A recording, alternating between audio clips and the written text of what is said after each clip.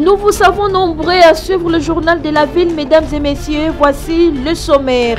Lancement officiel ce mardi 4 avril à Kinshasa de la plateforme de consultation des enseignants retraités. Une première depuis 30 ans, depuis que le débat de la retraite des enseignants a commencé avec les PST qui avaient déjà débuté avec la retraite progressive des enseignants jusqu'au moment où la SENSAP est intervenue. Le bac Kokolo à Luozi, mis en service depuis 1997, ne répond plus de manière optimale, constituant le cordon ombilical qui relie le territoire de Luozi au reste du pays. Le bac Kokolo a besoin d'un renouvellement pour redémarrer avec force. C'est tout pour le sommaire, mesdames et messieurs. Encore une fois, bienvenue dans ce journal.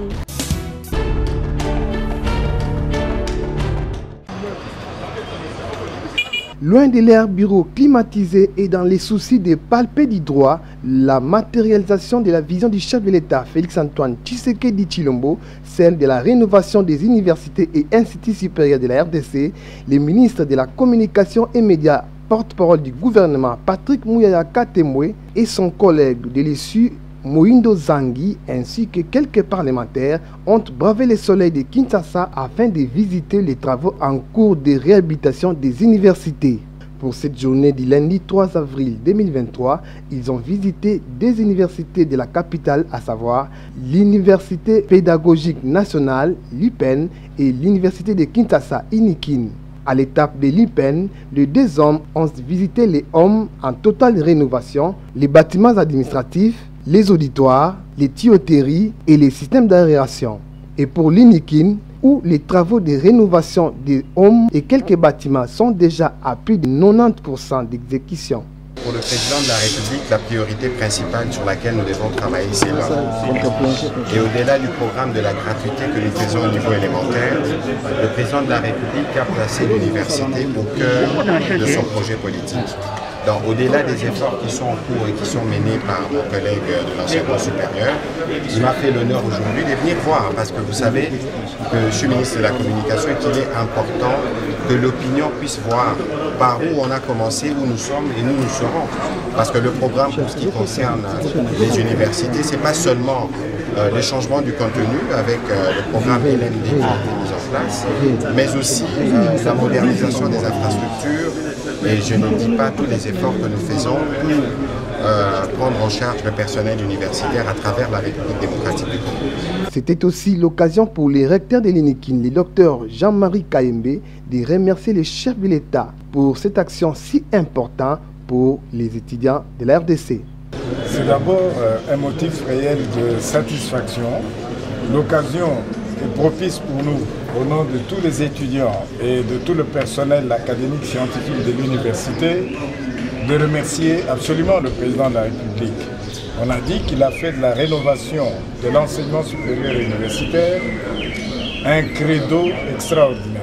Notons que ces travaux de rénovation des universités, initiés par les chefs de l'État, et réalisés partout en République démocratique du Congo.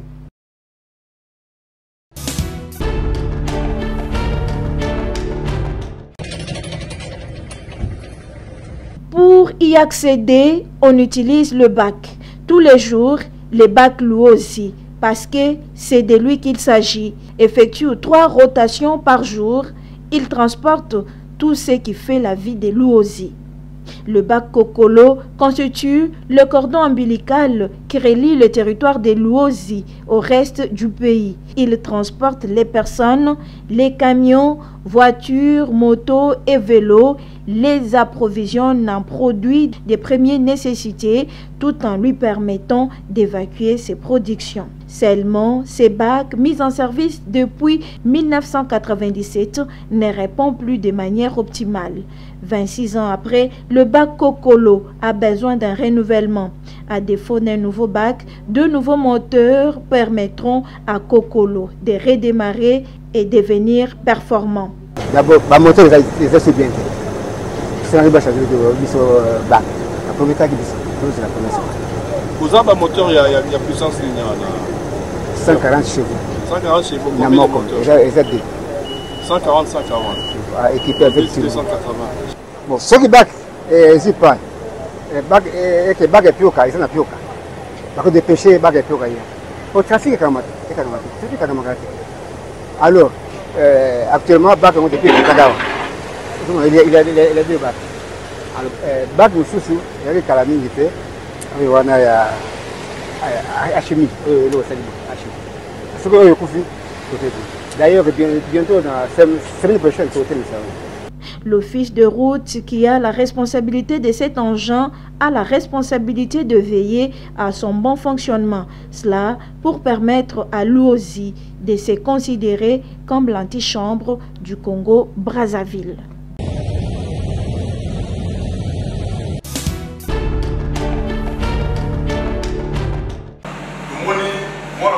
Clôture le samedi 1er avril 2023 de l'atelier d'échange sur le rôle des jeunes leaders des communes de Kinshasa et de Barumbu face aux défis de leurs entités. Organisée dans la salle Espace Banafika par l'Union nationale des jeunes acteurs du changement UNAJAC Congo en sigle, cette manifestation sur la facilitation des jeunes leaders des communes tenue pendant 3 jours avait pour but de créer un cadre d'échange entre les jeunes afin que ces derniers puissent réfléchir et aussi donner des propositions positives au bénéfice de leurs entités. Prenant la parole, le président de l'INAJAC, Jocelyn Lenguissa, facilitateur de cette formation, a sensibilisé ces jeunes sur leurs responsabilités devant les autorités de notre pays et surtout de se prendre en charge afin de relever les défis dans leur commune. L'objectif de l'INAJAC est de créer ces cadres de change entre jeunes leaders pour que ces derniers ne s'arrêtent pas qu'à mener des actions, mais à réfléchir, à faire des plans d'action afin de mener des actions plus durables. Nous sommes à une période où, je l'ai dit, les politiques ont leur agenda. Il est temps que la société civile et les acteurs de la société civile créent aussi leur agenda. Je ne dirais pas que ceux qui sont de l'autre côté sont les ennemis, mais de la même manière qu'ils ont des agendas, nous aussi de la société civile, il est temps, jeunes, que nous puissions nous organiser et créer un agenda pour des actions un peu plus réfléchies. Les débats étaient le point saillant de ces assises. L'objectif était de faire sortir à la jeunesse, aux jeunes leaders, ce qu'ils pensent, leur pousser à parler. Et ils ont parlé. Il y a eu des contradictions, mais il y a eu beaucoup de tolérance. C'est cela même prouve voilà que nous sommes dans cet état démocratique que nous disons tous les jours. Après un débat houleux dans la salle, ces jeunes leaders sont sortis satisfaits de ces échanges et remercient l'INAJAC. C'est dans ces assises que nous sommes réunis en tant que les jeunes leaders de la commune de Barumbu pour parler de nos problèmes, également pas seulement parler des problèmes, mais chercher des solutions pour que demain notre commune soit développée. Et pas seulement pour la commune, ce sera également pour notre pays. Le Congo, c'est un patrimoine et nous devons le préserver, nous devons assurer son développement. Et nous, les jeunes leaders, nous avons pris l'option de s'engager pour le développement de notre commune, de notre territoire, de notre ville, Kinshasa, de notre pays. Signalons que cette activité facilitée par l'INAJAC Congo n'est pas une première et va se poursuivre dans d'autres communes de la ville-province de Kinshasa.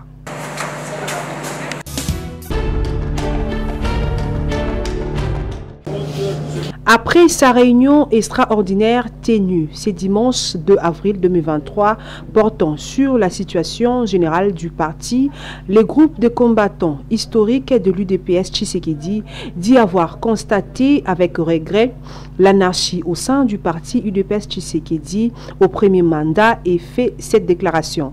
Le groupe de combattants historiques de l'UDPS Tshisekedi constate non sans regret que suite à l'anarchie créée par le mandat spécial, l'UDPS Tshisekedi est en proie à un terrible dysfonctionnement qui menace dangereusement le fonctionnement même de son existence en tant que parti politique. Le groupe de combattants historiques de l'UDPS Tshisekedi rappelle qu'au terme des statuts en vigueur, que le Congrès est l'organe suprême selon les articles des statuts, articles 16, 17, 18 et 19, les groupes de combattants historiques de l'UDPS Tshisekedi rappellent également que, après le décès du Sphinx, président du parti, le docteur Étienne Tshisekedi Wamulumba, d'heureuse mémoire, le 1er février 2017, un congrès extraordinaire tenu le 31 mars 2018 avait élu le président Félix Antoine Tshisekedi Tshilombo en qualité de président du parti et en décembre de la même année, il avait été élu président de la République démocratique du Congo. Étant donné que le mandat du président du parti élu au congrès extraordinaire du 31 mars 2018 avait été expiré le 31 mars 2023, le groupe des combattants historiques de l'IDP Tshisekedi constate la fin du mandat et par voie de conséquences, toutes les combattantes et tous les combattants ont l'obligation politique, historique et morale de tout mettre en œuvre pour sauver l'IDPS de la disparition certaine comme corps et biens d'autres structures. Eu égard à ce qui précède, le groupe de combattants historiques de l'IDP Tshisekedi prend ses responsabilités devant Dieu, l'histoire et les fondateurs du parti en exigeant, dis-je, la convocation tout à fait cessante du conclave de l'unité, de la réconciliation en vue de la refondation de l'IDPS Tshisekedi qui est presque en liquidation.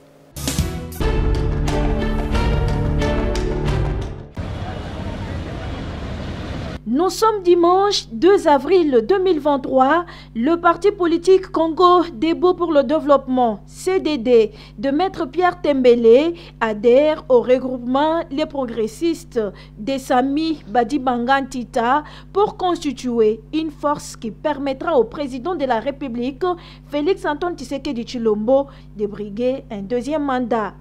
Le CDD a à l'occasion signé sa fiche d'adhésion. Excellence, le bureau politique de mon parti me charge à ce jour de vous approcher aux fins de l'adhérer à votre regroupement. Certes, le temps n'est plus au discours, plutôt de constituer une force qui permettra à notre président de la République, son Excellence Tshisekedi Tshilombo Fachibeto. Nous, CDD, nous avons toujours pensé et nous avons décidé de pouvoir accompagner le chef de l'État aux fins de gagner les prochaines élections prévues en 2023. Les insignes du regroupement politique Les Progressistes ont été remis au parti politique Congo Debout pour le développement de Pierre Tembele par le président du regroupement politique, Sami Badibanga Ntita, qui a accueilli à bras ouverts et avec joie Congo Debout pour le développement. Nous souhaitons la bienvenue à Kati, à la famille, la biso ya munene, Les Progressistes. Au sortir, Maître Pierre Tembele rassure que son parti politique Congo Debout pour le développement, CDD, qui est un parti des masses, va progresser ensemble avec le regroupement politique Les Progressistes. Son adhésion est bien réfléchie et fondée. Nous avons réfléchi en profondeur. Nous nous sommes dit qu'il y a plusieurs regroupements politiques, mais Congo Debout pour le développement étant un parti politique des masses, il ne faut pas qu'on emboîte le pas là où il n'y a pas un lendemain certain. Donc, raison pour laquelle, après échange avec son Excellence Badibanga, nous nous sommes dit, autant mieux l'accompagner. Retenons également la date, lors des élections ou après les élections de 2023, vous constaterez tous que Congo Debout pour le développement sera à la hauteur. Tout est bien qui finit bien, c'est dans une ambiance sereine que s'est clôturée cette cérémonie d'adhésion.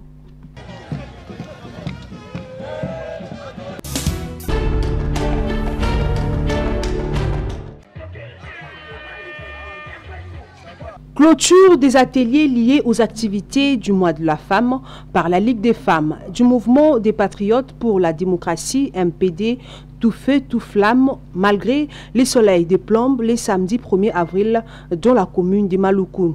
Il était question pour les comités de rendre publiques les différentes résolutions. La femme congolaise en général doit cependant recevoir l'éducation nécessaire pour être outillée dans chaque domaine de la vie où elle évolue, car aucun domaine de la vie ne peut se passer du monde digital.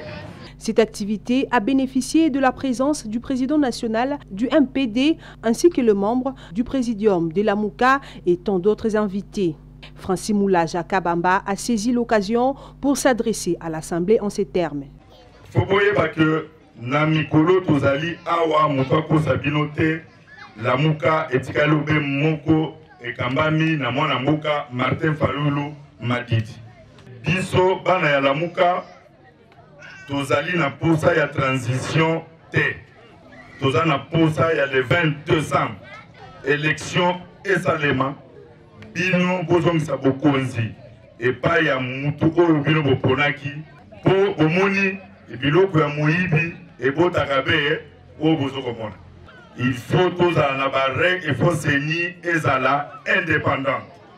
Esengeli tozala na cour constitutionnelle indépendante.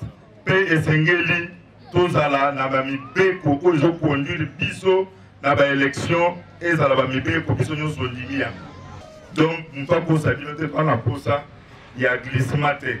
Rappelons que le thème national retenu pour la célébration de cette année 2023 était l'éducation nationale numérique égalitaire pour la paix, l'autonomisation de femmes et de jeunes filles en République démocratique du Congo. Elle peut facilement développer son commerce.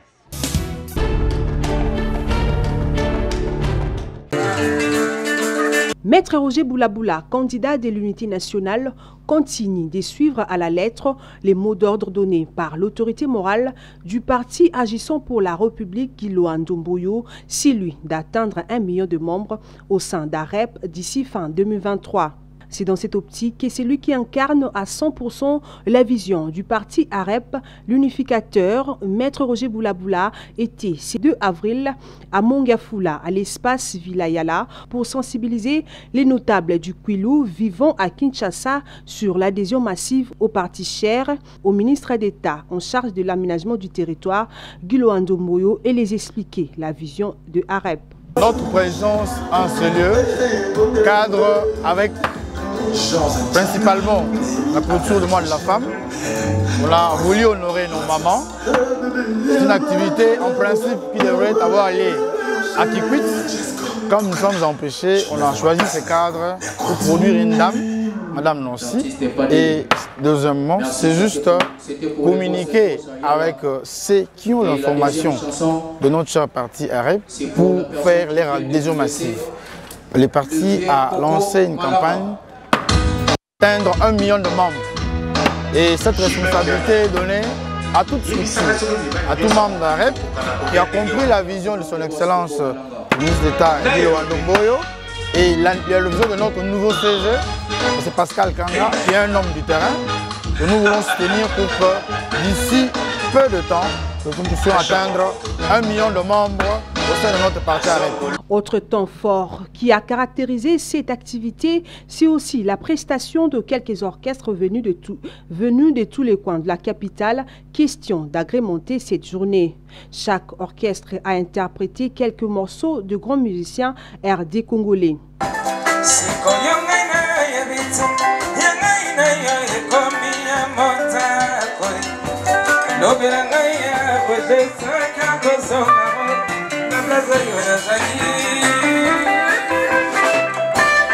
En croire l'unificateur du Kwilu, Maître Roger Boulaboula, ses activités de sensibilisation sur l'adhésion de 1 million de membres vont s'étendre sur toutes les villes du Kwilu. Je suis le DJ Douloué Lokumba, Adissi.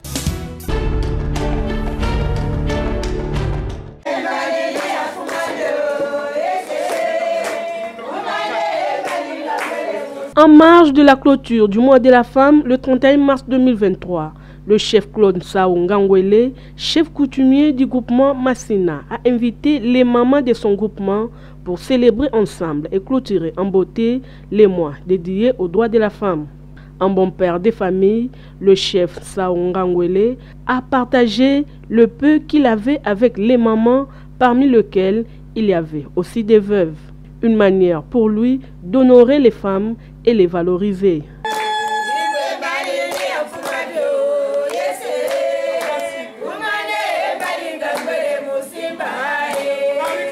Le chef Claude Sao a remis aux femmes présentes à cette manifestation d'épargne comme symbole et motif de satisfaction pour les bénéficiaires. Journée le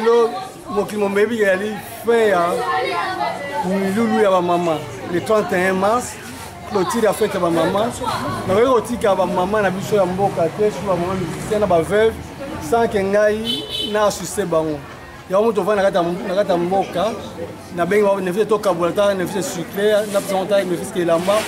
On a reconnaissance de ma maman. Si on a organisé les ajouts de maman, il y a un autre qui fait félicitations sur ma case. Nous sommes les combats et les caoazes qui est matadicolo. To sepeli mingi pona geste au moins na sali pona biso ba mama pona journée ya biso ba mama mingi basala ka boyete mais lokola mwana akanisi biso to sepeli na yango penza moyete bo kontina ye evanda kitoko amana ko sala ka pona biso ba mama.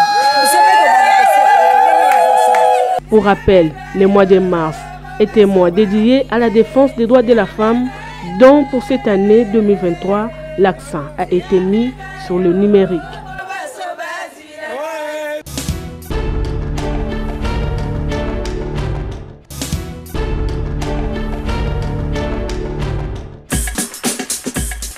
Nous sommes arrivés à la fin de ce journal de la ville, mesdames et messieurs. Merci de l'avoir suivi. Le prochain rendez-vous est fixé pour ce mercredi et d'ici là, portez-vous bien.